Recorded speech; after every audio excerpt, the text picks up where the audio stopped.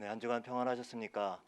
오늘도 비대면으로 또 각자 흩어져서 예배하는 우리 모든 성도님들 가운데 우리 주님의 은총과 또 평화가 함께 하시기를 바랍니다. 오늘 사순절 세 번째 주일입니다. 계속해서 지난주에 이어서 오늘의 거짓 신들, 오늘은 성공이라는 주제로 함께 말씀을 나누겠습니다. 1972년도에 출판되어져서 전 세계적으로 아직까지도 사랑받고 있는 동화책이 한 권이 있습니다. 트리나 폴로스라고 하는 작가가 글과 그림을 함께 쓰고 그린 꽃들에게 희망을 이라고 하는 책입니다. 여러분 표지를 보시면 아실 것 같은데요. 이 책에는 작은 호랑 애벌레와 그리고 노랑 애벌레가 주인공으로 나오고 있습니다. 먼저 작은 호랑 애벌레가 이 나뭇잎에서 먹고 자고 자라기를 반복하다가 이렇게 반복적인 삶 말고 뭔가 좀 다른 삶이 있지 않겠는가라는 생각을 문득 하게 됩니다. 무슨 애벌레가 생각이 있겠어요. 하지만 이 작가의 상상력을 통해서 이렇게 쓰고 있습니다. 먹고 자라가는 것이 삶의 전부만은 아닐 거야. 뭔가 다른 삶이 있을 거야 라고 생각하면서 이 호랑 애벌레가 그 나무에서 내려옵니다. 그리고 길을 떠나게 되죠. 그런데 이 호랑 애벌레가 길을 가다가 그 앞에 커다란 기둥이 있는 것을 하나 발견합니다. 그 기둥은 모든 애벌레들이 함께 더 높은 곳을 향해서 정상에 무엇이 있는지 모르지만 이 정상을 향해서 계속해서 오르고 오르는 그런 애벌레 기둥 더미였습니다. 이 기둥 더미를 정상을 향해서 올라가는 그 애벌레들을 보면서 이 호랑 애벌레가 저기에 뭔가 다른 삶이 있나 보다 라는 생각을 하고 이 기둥을 오르기 시작합니다. 이 기둥을 오르다가 바로 그곳에서 노랑 애벌레를 만납니다. 이 노랑 애벌레와 함께 이런저런 이야기를 나누며 또 오르다가 문득 우리가 왜 이 애벌레 기둥을 오르고 있는지에 대해서 이유를 묻게 됩니다. 그래도 그 이유를 찾지 못한 채 결국에는 그 기둥 더미에서 내려오죠. 하지만 시간이 지나면서 이 호랑 애벌레는 다시 그 기둥, 그 꼭대기에는 무엇이 있을까? 거기에 뭔가 새로운 삶이 있지 않을까라고 하는 기대감 때문에 노랑 애벌레와 헤어져서 혼자 다시 그 기둥을 오르려 떠납니다. 이때 노랑 애벌레는 홀로 남겨진 시간을 보내다가 거기서 문득 고치로 변한, 나비가 되기 위해서 고치로 변한 그러한 애벌레를 만납니다. 그 애벌레를 만났을 때 이 애벌레를 통해서 자신도 더 이상 애벌레로 계속 존재하는 것이 아니라 자기도 나비가 될 수 있다는 사실을, 나비가 될 수 있는 존재라는 사실을 깨닫게 됩니다.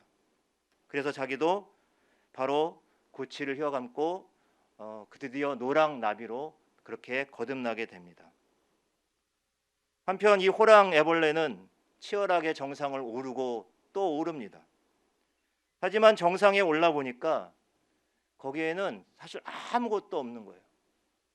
그리고 이 노랑 애벌레 눈에 보이는 이 호랑 애벌레에게 눈에 보이는 것은 그냥 거기에 또 다른 기둥들이 다시 위로 올라가는 여러 개의 기둥들을 발견합니다. 그래서 분노하고 허무해합니다. 그러던 중 나비로 변한 노랑 애벌레를 만나게 되는 것이죠. 그래서 진정 자신의 모습을 되찾으려 그 오르던 그 기둥에서 다시 내려와서 이 호랑 애벌레도 나비가 되는 길을 선택한다는 이야기입니다. 오늘 이 이야기에서 오늘 말씀의 주제인 성공과 관련된 인상적인 대목이 있습니다. 그건 바로 오늘 호랑 애벌레가 그 애벌레 기둥을 오르고 올라서 그래서 오르면서 치열한 경쟁 속에서 다른 애벌레들을 짓밟고 또 밟고 올라섰는데 그래서 정상에 올라가 보니까 그곳에 아무것도 없었다는 것입니다. 그냥 눈에 보이는 것은 아래 위로 솟아오른 여러 애벌레의 기둥들이었던 거죠. 여러분 이 대목은 오직 성공 그 자체를 목표로 삼고 무조건 정상을 향해서 오르고 또 오르는 오늘 우리 현대인들의 삶의 모습을 잘 보여주고 있습니다. 물론 여러분 나름 자신의 성공을 위해서 열심히 애쓰고 노력하는 것이 무조건 잘못됐다거나 그것이 나쁘다거나 하는 말이 아닙니다. 때론 절박한 마음으로 많은 사람들이 자신의 삶의 곤고한 상태로부터 벗어나기 위해서 정말로 피땀 흘려서 노력하고 애쓰는 분들이 참 많이 있죠. 마땅히 응원하고 마땅히 격려해야 될 부분입니다. 하지만 우리 사회가 갈수록, 우리가 살아가는 세상이 갈수록 이 무한 경쟁의 시대로 치닫고 있습니다. 소위 성공한 사람들이나 그리고 성공하지 못한 사람들이나 할 것 없이 맹목적으로 또 세상적으로 성공에 집착하고 또 그것을 위해서 그 자체를 우리의 삶의 목적으로 삼아버리는 경우들이 허다합니다. 바로 이것이 문제입니다. 지난주에도 우리가 돈이라고 하는 거짓 신에 대해서 함께 말씀을 나눴습니다.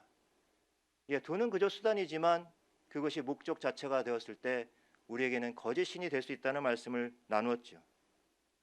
그러나 오늘 성공이라고 하는 주제를 나누면서 어쩌면 이 돈이라는 것은 자신이 성공했다는 것을 나타내는 일종의 지표라고 할 수가 있습니다. 내가 이 정도 돈을 가졌으면 이 정도 성공한 거야 라고 생각할 수 있다는 것이죠. 우리는 돈이든 지식이든 힘이든 또 다른 사람들이 나를 인정해주는 어떤 것이든 가능하면 그런 것들을 좀 많이 확보하고 또 많이 쌓아두고 또 그것을 많이 소유하고자 애쓰고 노력합니다. 왜 그렇습니까? 그래야만 우리가 안전하다고 느끼기 때문입니다. 팀 켈러 목사님은 이 안전함을 거짓된 안전함이다 라고 이렇게 말씀합니다.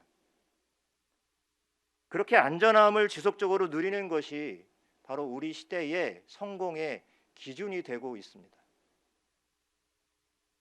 그러나 여러분, 이 세상의 성공의 기준은 사실 그 누구도 만족시킬 수가 없습니다. 이것은 바로 욕망에 관련된 문제이기 때문입니다. 우리가 욕망할수록 우리는 더 큰 것들, 더 많은 것들을 욕망할 수밖에 없기 때문이죠. 어느 정도 자신이 성공했다 생각하는 순간 우리는 마치 그 애벌레가 정상에 올랐는데 또 다른 기둥을 향해서 올라가는 것처럼 그렇게 또 다른 성공의 목표를 삼고 또 그것을 오르려고 애쓸 것입니다. 성실히 살아가는 사람들, 애쓰고 노력하는 사람들이 잘못됐다는 얘기가 아닙니다. 다만 이렇게 정신없이 질주하다 보면 성공 그 자체가 우리의 삶의 목적이 되고 그리고 그것이 우리의 삶을 지배하는 거짓 신으로 자리 잡기가 쉽다는 말씀입니다. 성공의 신이 우리 앞에 내놓는 것들을 우리는 쉽게 무시할 수가 없습니다. 성공의 신들은 우리에게 이렇게 속삭이죠. 성공하면 좀 더 많은 것을 가질 수가 있어. 성공하면 좀 더 여유 있는 삶을 살 수가 있어. 성공하면 좀 더 많은 만족스러운 삶이 보장돼. 성공하면 많은 사람들의 그런 부러운 시선과 그리고 인정을 받을 수 있게 돼. 이렇게 속삭입니다. 결국 우리 삶에서 하나님은 자꾸 밀려나게 되고 너의 힘으로 할 수 있다고 너가 너의 삶의 주도권을 잡으라고 이렇게 자극을 합니다. 오늘 저와 여러분이 읽었던 신약의 마태복음의 본문의 말씀에서 우리는 그러한 한 사람을 만나게 됩니다. 어떤 사람이 예수님과 함께 대화를 나눈 이야기죠. 16절의 말씀에 보니까 어떤 사람이라고 되어 있습니다.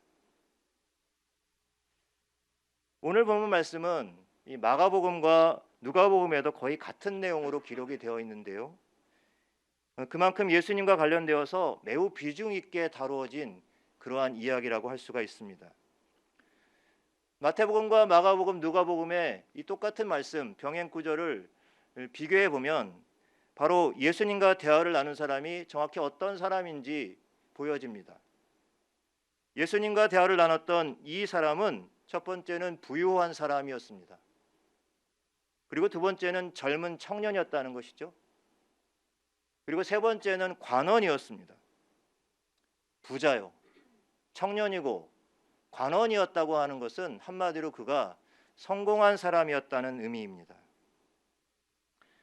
여러분이 예수님과 이 부자 청년의 대화의 내용은 언뜻 우리가 지난주에 우리의 돈에 대한 말씀을 함께 나누었는데 이 돈에 대한 말씀 그 본문으로 더 적합해 보이기도 합니다.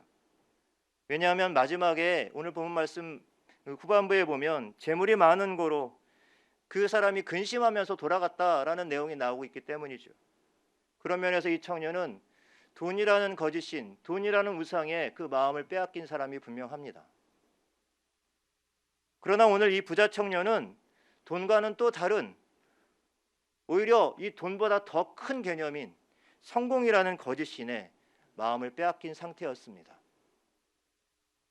그것이 오늘 본문 말씀에 나타나 있습니다. 오늘 16절 말씀을 같이 한번 읽어보겠습니다. 16절 말씀 함께 읽어볼까요? 어떤 사람이 주께 와서 이르되 선생님이여 내가 무슨 선한 일을 하여야 영생을 얻으리이까? 영생을 얻는 것에 대한 질문을 하는 것을 보니까 그래도 뭔가 가치 있는 인생에 대해서 고민하는 그러한 젊은 청년이구나, 이렇게 어쩌면 기특하게 생각할 수도 있습니다. 그러나 여러분 질문을 잘 보십시오. 이 청년은 예수님께 지금 내가 무슨 선한 일을 하여야 영생을 얻을 수 있습니까? 라고 질문을 하고 있습니다. 이 청년은 영원한 생명을 지금 자신의 어떤 노력과 자신의 어떤 선한 행실을 통해서 얻을 수 있다고 생각하고 있습니다. 젊은 나이에 열심히 재물도 모았고요. 게다가 관리까지 되었어요. 여러모로 보나 성공한 사람이 분명합니다. 그런데 딱 하나 부족하게 느끼는 것이 있었습니다. 영적으로도 그가 성공한 사람이라는 일종의 훈장 같은 것을 원했습니다. 그래서 그는 자신이 그동안 얻고 쌓았던 이 성공적인 인생에다가 보다 좀 더 종교적인 성취를 이루었다는 인정을 받고자 예수님께 나온 것입니다. 이 청년의 질문에 예수님께서는 내가 생명에 들어가려면 계명을 지켜라 라고 말씀을 하십니다. 바로 이 청년이 기대하고 고대했던 그 대답이 바로 이것이었죠. 계명을 지키라. 그래서 바로 어느 계명이니까 라고 묻죠. 근데 예수님께서 그 20계명에 나오는 그 계명들을 쭉 이야기하십니다. 살인하지 말라, 간음하지 말라, 도둑질하지 말라, 내 이웃의 것을 탐내지 말라. 쭉 이야기할 때 이 청년의 마음에는 이런 생각이 들었을 것입니다. 이제 됐어. 내가 얼마나 계명을 잘 지켰는지 주님께서 아시면, 저 선생님께서 아시면 저분의 입에서 야, 착하고 충성된 종아, 내가 영생을 받기에 충분하구나 라고 하는 그 대답을 얻을 수 있을 거야, 이런 생각을 했을 것입니다. 그런데요, 이 부자 청년의 기대는 금방 무너지고 맙니다. 선생님, 제가 선생님의 말씀하신 계명을 다 지켰는데 아직도 무엇이 부족합니까? 라고 말하는 이 부자 청년에게 마가복음에 보면 예수님께서는 내게 부족한 것이 한 가지 있다, 내가 아직도 한 가지 부족한 것이 있다라고 말씀하시면서 이 청년에게 한마디로 폭탄 선언을 하시죠. 뭐라고 말씀하십니까? 너의 모든 소유를 팔아서 가난한 자들에게 주고 하늘의 보화를 쌓고 나를 따르라. 제자로서의 삶으로 예수님께서 초청하고 계십니다. 그런데요, 왜 예수님께서는 유독 이 부자 청년 관원에게 뭐 일부도 아니고 조금도 아니고 모든 소유를 팔아서 가난한 자들에게 나눠주고 하늘 보화를 쌓고 나를 따르라 이렇게 말씀하셨을까요? 좀 너무 과하거나 좀 극단적으로 보이기까지 합니다. 사실 누가복음 19장에 보면 여러분 삭개오가 나오죠. 예, 그도 부유했고 세리였습니다. 그래서 그러나 회개하고 주님께 돌아왔죠. 그러나 주님께서는 삭개오에게 너 가진 것 다 팔아서 그리고 나를 쫓으라 이렇게 말씀하지 않으셨습니다. 물론 삭개오는 그 주님께 받은 은혜 때문에 자신의 것을 내어서 나누고 또 이렇게 보상도 하죠. 유독 왜 이 청년에게 예수님께서는 이렇게 극단적이고 어떻게 보면은 좀 가혹한 그런 처분을 내리신 걸까요? 그것은 바로 예수님께서 이 부자 청년의 그 마음을 들여다 보셨기 때문입니다. 사도 요한은 영생이라고 하는 것은 유일하신 참 하나님과 또 그가 보내신 자 예수 그리스도를 아는 것이라고 했어요. 하나님과 예수 그리스도를 아는 것이 영생이다라고 말씀했어요. 사도 바울도 너희가 그 은혜를 인하여 믿음으로 말미암아 구원을 얻었나니 그 구원은 너희의 행위로 난 것이 아니라 하나님의 선물이다라고 말씀해 주고 있어요. 그런데 이 부자 청년은 영생이라고 하는 것을 자신의 선한 행실로 획득할 수 있는, 얻을 수 있는 것이라고 생각했던 것입니다. 그는 단지 자신의 성공적인 인생을 더 멋지게, 더 고상하게 장식할 수 있는 수단으로 이 영생을 얻고자 했습니다. 예수님께서는 이 부자 청년이 하나님과 그리스도를 더욱 알아가고자 하는 그런 마음들이 전혀 없음을 알고 계셨습니다.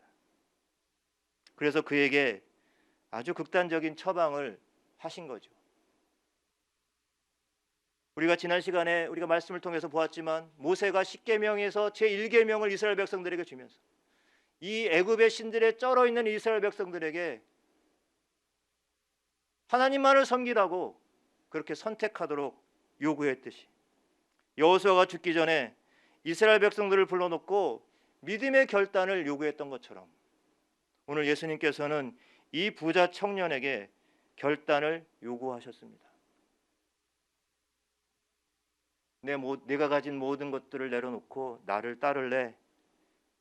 아니면 지금 너의 그 마음을 지배하고 있는 성공을 향한 거짓 신을 계속 붙잡고 갈래? 둘 중에 하나를 선택하라는 말씀이었어요. 불행히도 이 부자 청년은 참 어리석게도 영생의 주 되신 예수님이 바로 눈앞에 있었는데도 불구하고 그는 엉뚱한 데서 그의 영생과 구원을 찾고 있습니다. 자신의 노력과 행위로 그것을 찾고 구하려고 합니다. 그때 예수님의 폭탄 같은 이 말씀 앞에서 그만 고개를 떨구죠. 그리고 그는 재물이 많은 거로 근심하며 돌아갔다라고 했습니다. 오늘 본문에서 이 부자 청년에게 재물이라고 하는 것은 바로 자신이 성공한 사람이라는 것을 증명해주는 대표적인 기준이었습니다. 그러니까 그가 재물을 포기하게 되면 자신은 실패한 사람이 된다고 생각했던 것이죠. 무기력한 존재가 되는 것을 의미했습니다. 그는 자신이 그동안 쌓아놓은 것을 결코 포기하고 싶지가 않았던 것입니다. 그래서 결국에 이 성공의 신을 자신의 마음의 보좌에서 끌어내리기를 원치 않았습니다.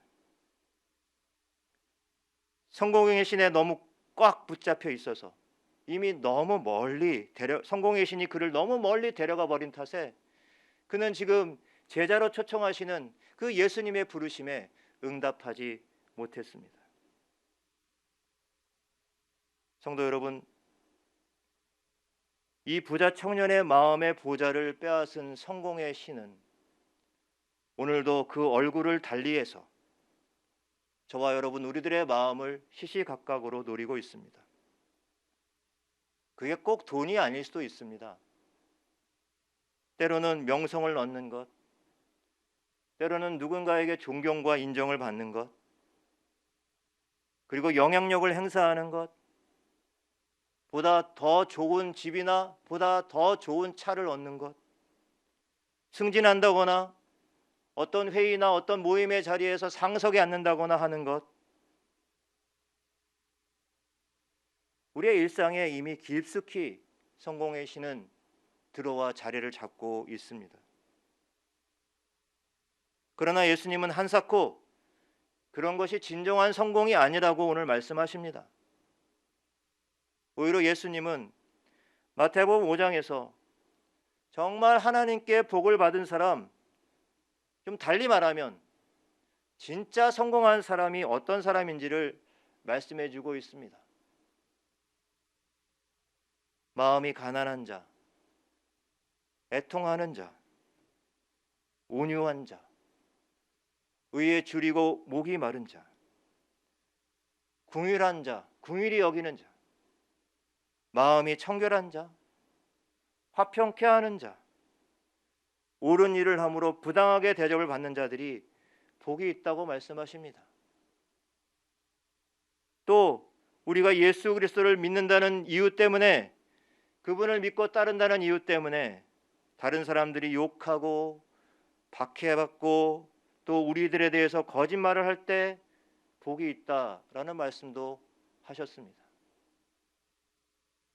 여러분, 예수님께서 말씀하신 이 기준은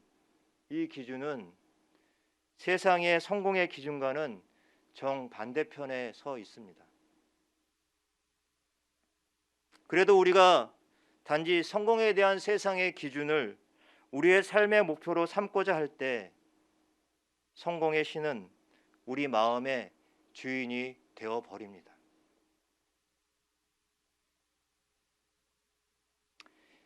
여러분, 어느 틈엔가 우리 교회 공동체 안에도 성공의 신은 이미 깊숙이 들어와 자리 잡고 있습니다.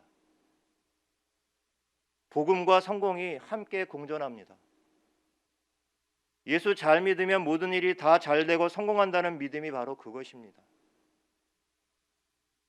분명히 성경은 우리에게 복을 약속하고 있죠. 그러나 이 왜곡된 믿음은 그냥 잘 되고 성공하기 위해서 믿는지도 모르겠습니다. 이 왜곡된 믿음은 결국 일이 잘 안 풀리면 금방 이슬처럼 사라져버리는 얄팍한 믿음일 수밖에 없습니다. 여러분, 또 예수 믿으면 모든 일이 다 잘 되고 성공한다는 이 왜곡된 믿음은 우리 공동체 안에서 차별을 만듭니다. 어떤 종류이든 성공이나 성취를 이루지 못한 사람들을 교회로부터 멀어지게 만들죠. 내가 그래도 어느 정도 이렇게 좀 성공을 좀 해야지 공동체 안에서도 뭔가 좀 소리를 크게 내고 영향력을 미칠 텐데, 물론 이런 것들이 잘못된 태도입니다. 그러나 이 성공에 대한 어떤 믿음, 이것이 함께 버무려졌을 때 교회 공동체 안에는 이러한 벽들이 생긴다는 것입니다. 기독교가 점점 중산층의 종교가 되어가고 있다는 이야기를 듣고 있습니다.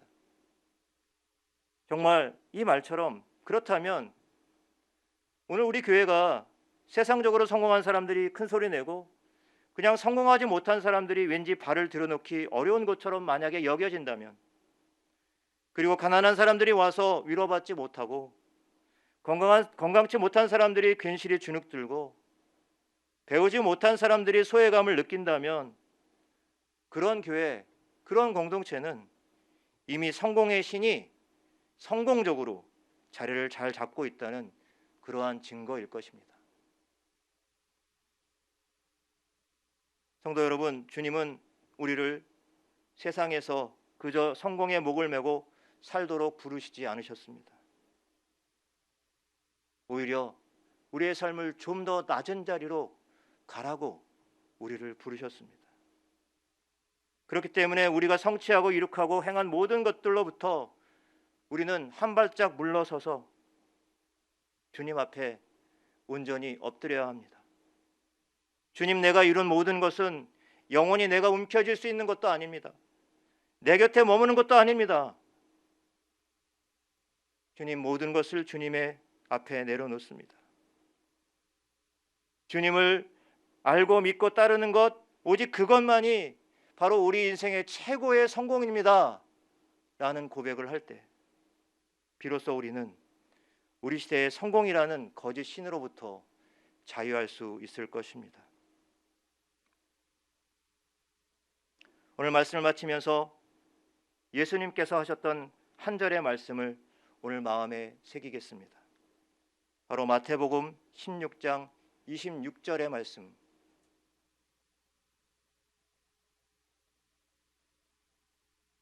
여러분 스크린에 보이시면 우리가 한 목소리로 한번 같이 읽도록 하겠습니다. 사람이 만일 온 천하를 얻고도 제 목숨을 잃으면 무엇이 유익하리요. 아멘. 사람이 모든 세상에 온 천하를 얻는 성공을 해도 자신의 생명을 목숨을 잃어버리면 무엇이 유익하냐라는 말씀이었습니다. 그러나 생각해 보십시오. 예수님께서는 바로 자신의 생명을 드림으로 온 천하의 생명을 구원하셨습니다. 이것이 예수님께서 말씀하신 성공의 기준입니다. 그리스도인이 선택해야 될 성공의 기준이 무엇인지 오늘 이 말씀을 통해서 다시 한번 마음에 새기면서 세상의 성공의 기준이 아니라 하나님의 성공의 기준을 우리의 마음에 품고 그렇게 살아갈 수 있는 저와 여러분들이 되시기를 간절히 축복합니다. 기도하겠습니다. 하나님 아버지, 오늘도 우리가 너는 나 외에 다른 신을 내게 두지 말라 하신 말씀을 들었습니다. 그러나 이 순간에도 우리는 예수님을 만난 부자 청년처럼 성공에 목말라하고 우리 역시 성공의 신을 갈망하며 매 순간 더 높은 곳에 오르기 위해서 숨가쁘게 살아가고 있음을 고백합니다. 이 시간 우리들의 성공의 기준을 세상의 성공의 기준이 아니라 오직 주님을 따르는 삶에 두도록 은혜를 베풀어 주시옵소서. 오직 예수님이 우리 인생의 목표가 되는 삶, 진정으로 주님을 알고 믿고 따르고 섬기는 그 삶이 우리 인생의 최고의 성공으로 삼는 우리 교회와 성도가 되게 하여 주시옵소서. 예수님의 이름으로 기도합니다.